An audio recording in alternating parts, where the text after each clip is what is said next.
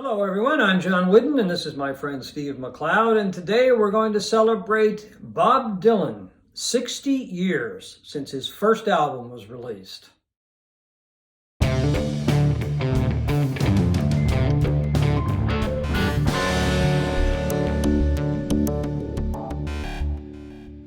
This month, March 2022, marks the 60th anniversary of the release of Bob Dylan's first album. Self-titled album. Didn't make any waves at the time, but of course Bob Dylan has made a lot of waves over the years.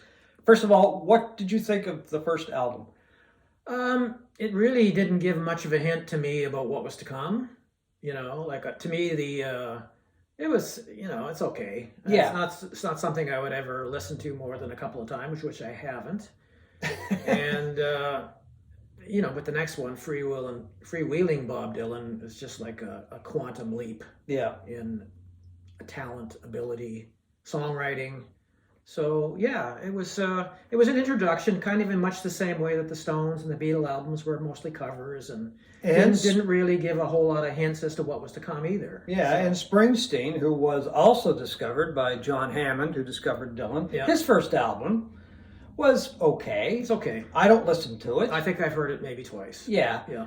The Dylan album, I have to be honest, I don't think I ever sat down and listened to the first album until a few days ago from start to finish, and I've heard some of the songs over the years, but it didn't impress me. Well, we should say that there was only two self-penned songs. Yeah. The rest were traditionals, arrangements of traditional songs or covers. Yeah. So it really, really, really did not give much of a hint of the genius that was soon to follow. No, there was Song to Woody, and which was a nod to Woody Guthrie, who he was a big follower of Woody Guthrie, and Talkin' New York. Yeah.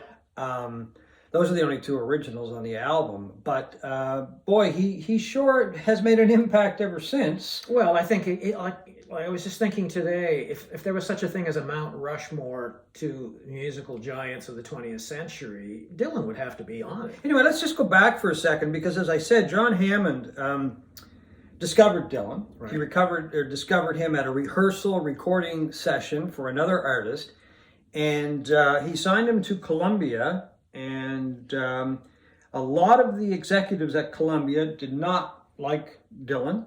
They referred to him as Hammond's folly. And after the first album, he said that CBS tried to fire Dylan, but Hammond said, "Over my dead body, and if he goes, he would leave too." What did he like about Dylan? That's always kind of intrigued me. And I saw an interview that he did with Paul Soles back in 1978. And Paul Soles was an interviewer, host on CBC for many, many years. Was this on Take 30? I'm not sure if it was Take 30 or not, but Take 30 was a great show, and Paul Soles was a very good interviewer. And Hammond told Soles he was an original. And that's what you got to look for in an artist. He said Dylan had a point of view and a great wit. He said he identified with the underprivileged and downtrodden, and he did it with great wit and humor. And he was bang on when it came to that. Well, what a gutsy move, too, because, a lot of people don't like Dylan, period.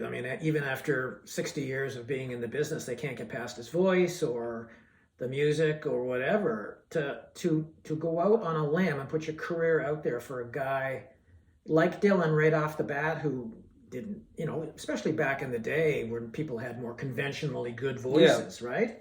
He was one of the first who didn't really have a good voice, but had the guts and courage to go out and sing and do all that. And, when you're 1960, 61, when he started singing, the Ed Sullivan Show was filled with people guys like Robert Goulet. Oh, Robert Goulet, Steve Lawrence and Edie Gourmet. And then there goes this little nasally guy from Minnesota singing.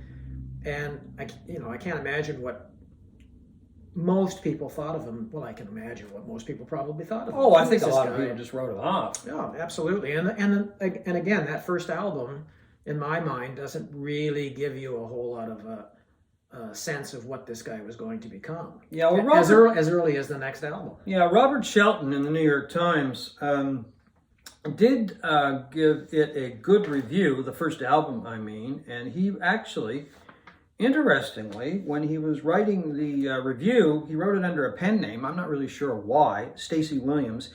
But he called Dylan the most unusual new talent in American folk music, one of the most compelling white blues singers ever recorded, a songwriter of exceptional facility and cleverness, and an uncommonly skillful guitar player and harmonica player. So there's Robert Shelton, who is one of the best music critics that I've ever read over the years, and I've read a lot of his pieces. He saw something. John Hammond heard something and saw something that a lot of people obviously didn't in the early Bob Dylan. So thank God they came to champion him. And what they saw was this album, the very next album. Yeah. You know, with songs like Blowin' in the Wind, Masters of War, A Hard Rains Are Gonna Fall, Don't Think Twice, It's All Right. I mean, just an incredible step up in the caliber of songwriting that eventually, very quickly, he became the voice of a generation. Yeah, and I'm sure that's probably still a lot of people's favorite Bob Dylan album. Yeah, possibly. You know? And what's he released? 39 studio albums? I saw 46. 46 studio albums. Well, I think there might have been a few live ones in there. Yeah. But lots. And then there's the whole, there's been 16 or 17 of the bootleg series? There's been quite a few of the bootleg series, which are basically just collections of outtakes, stuff that was never released, and some of those bootlegs are tremendous. Oh my God. Yeah, and the one that he did that was put out with him and Johnny Cash is really interesting because it's got two of the greats in American music working together. There's some full songs, of course, and there's some stuff in the studio, them kind of back and forth, which is really interesting to hear. And surprisingly, I've listened to some of that stuff more than once. Usually with that stuff, it's once and then you just kind of file it away and that's it. But that's a really good set. But Dylan, I don't know, would you say he's an acquired taste? Because there's a lot of people who don't like him. No, yeah, absolutely. No, I agree it's an acquired taste. And he was an acquired taste with me. I didn't really... I mean, I loved Like a Rolling Stone when that came out. I thought that was the most amazing thing pretty much I'd ever heard up to that point in popular music. And oddly enough, I, was not a big fan of Blonde on Blonde and all of that period of his writing. It wasn't until Nashville Skyline came out, where it was very, very country, that I really began to like Dylan. And then it was... hammered home in 1975 with Blood on the Tracks. One of my favorite Dylan albums. It is my favorite Dylan album. Oh, I guess I'm... You're not supposed to tell us that. Okay, well, Cats Out of the Bag. Yeah. There you go. I like Nashville Skyline, too. But how could you not? Him and Johnny Cash together, right? Yeah, and it was very country-ish. Yeah. One of the first country rock albums that came along. I guess John Wesley Harding would maybe be... But see, that's what Dylan did. I mean, when he turned electric, everybody was like, he took a lot of swipes. When he went from playing, acoustically to playing with electric, with a band. Judas. Yeah, famously yelled, fan Judas, you're lying, he said, or something.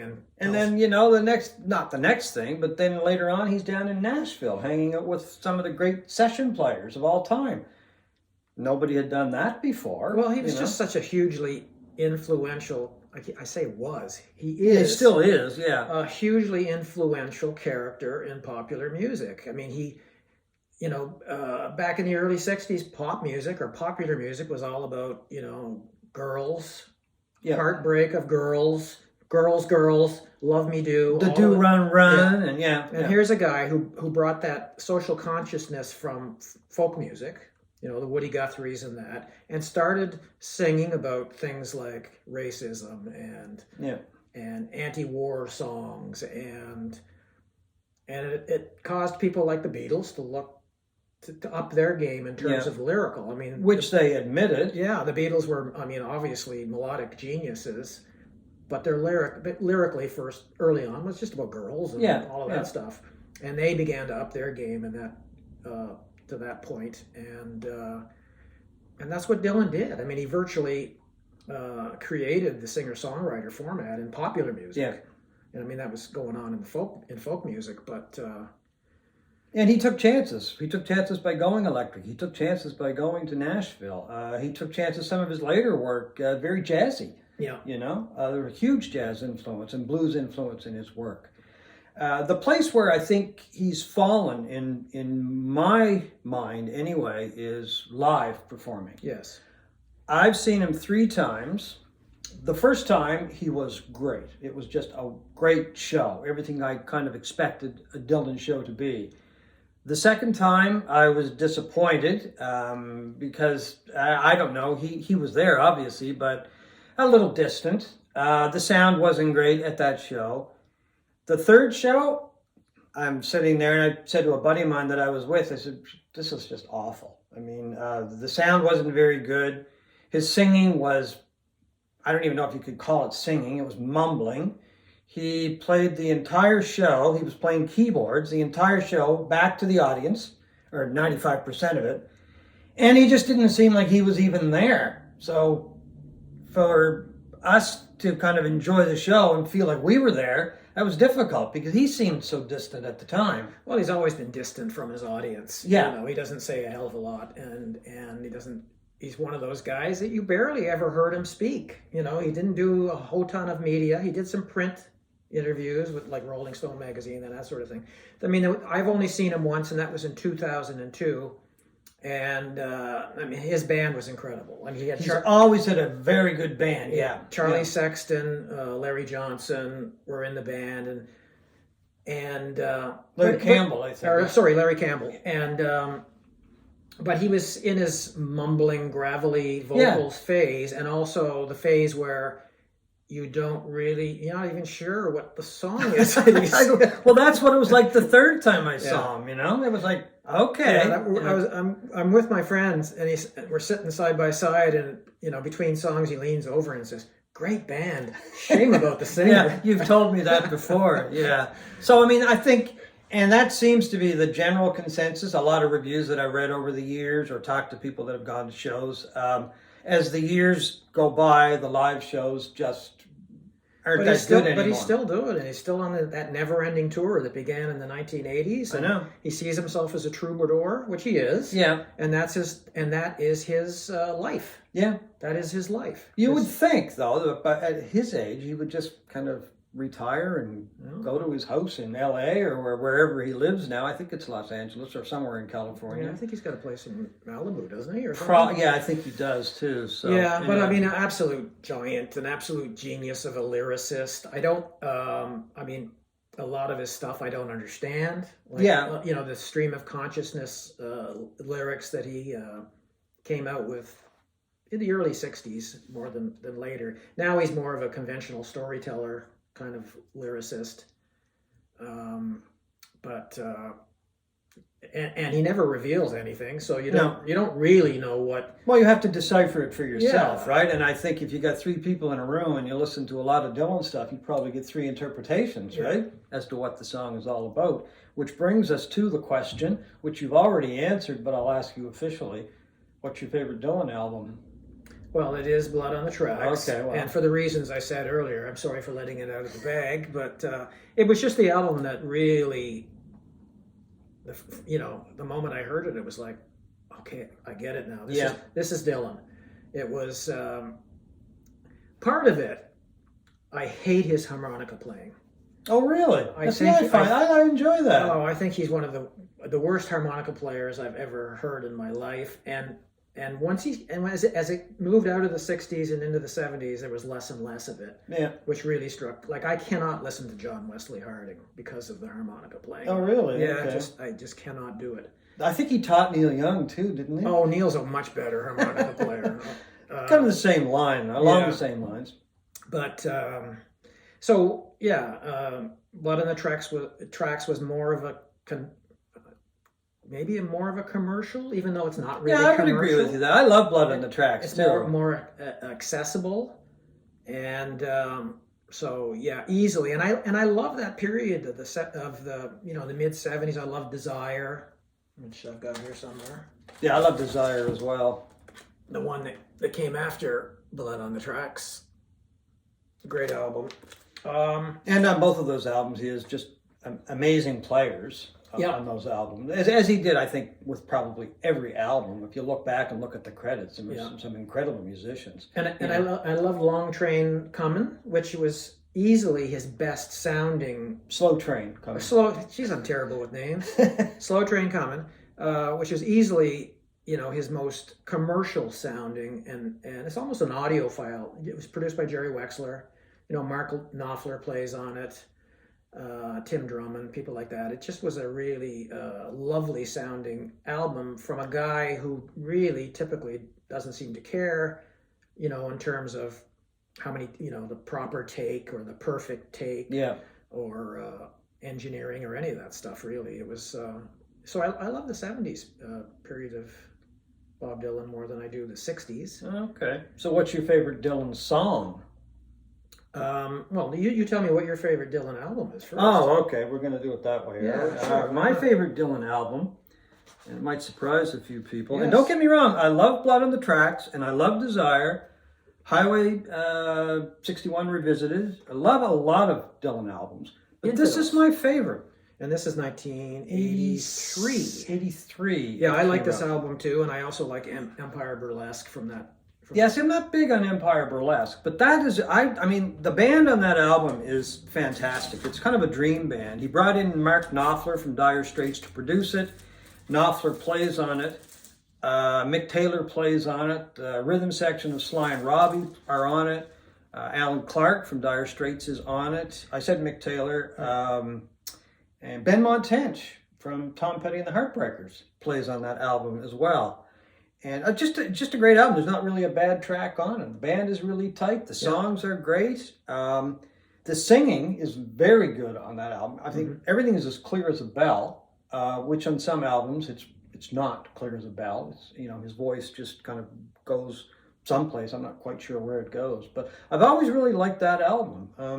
And, Neighborhood Bully, I and I, Sweetheart Like You, just full of really good tracks, good tracks. This is my favorite album of his from the 1980s, and it's Oh Mercy.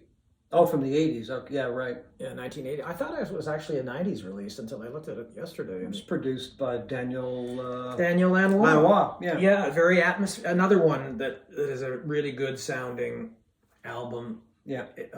If you like Lanois' production, which is very atmospheric and that, but I love that album. And that sounds very much like a Daniel Lanois production. Very much. Of course, he produced. And then Lanois did Time Out of Mind.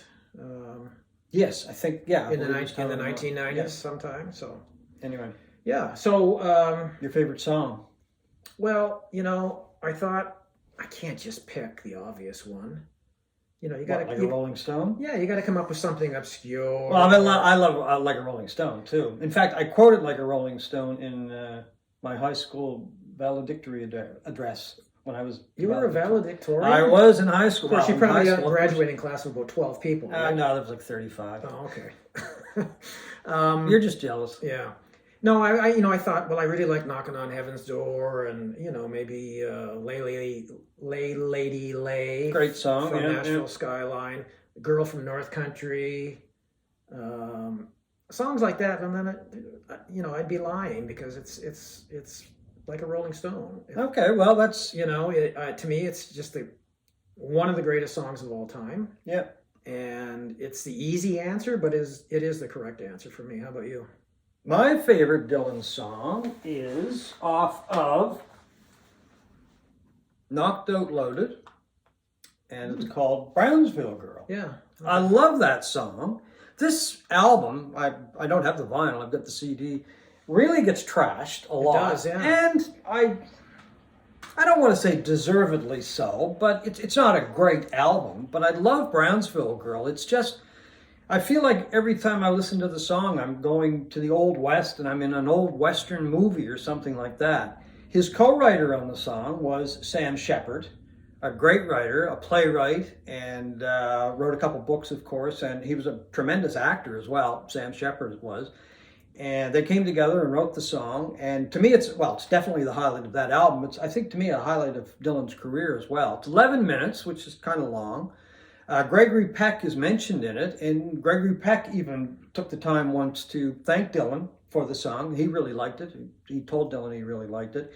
It's just, I don't know, I feel like, as I said, I'm in an old Western, and it's got that kind of old-timey feel to it, and Brownsville Girl. Dylan's, talking about remembering the Brownsville Girl, and I just really like it. It just goes on and on and on, and it's just a great song to me. So yeah. So Bob continues on. Do you like his last few albums? Rough and Rowdy Ways. It's okay. Yeah. It's okay. I find his voice is well, I don't want to say it's shot, but it's not up to the way it was back with, of course, with Infidels. His vocals are always changing. I find. Well, I know, yeah. Like the Nashville Skyline period was different. Of course, that was after his motorcycle accident, wasn't it? And I've heard suggestions that that changed his voice or something, but I don't know about that. It was just a different type of singing, and yeah, the modern stuff is to me it sounds like gravel in a blender or something. Yeah, I know. It's gravelly, and the music is really old timey. It's almost like he's gone back to the 1920s or something. Yeah, because when he started doing those kinds of albums, even with Time Out of Mind and that kind of thing, it was like I'll listen to it, but it's not something that I would rush out and like buy vinyl copies of it, because I haven't bought a vinyl copy of a Dylan album for a long time. In fact, I bought Rough and Ready Ways. I bought the CD, but I don't know, played it a couple times and that was it. That's fine. Some people love it, but anyway, that's Dylan. Some people love him, some people really like him, and some people they don't even want to hear him.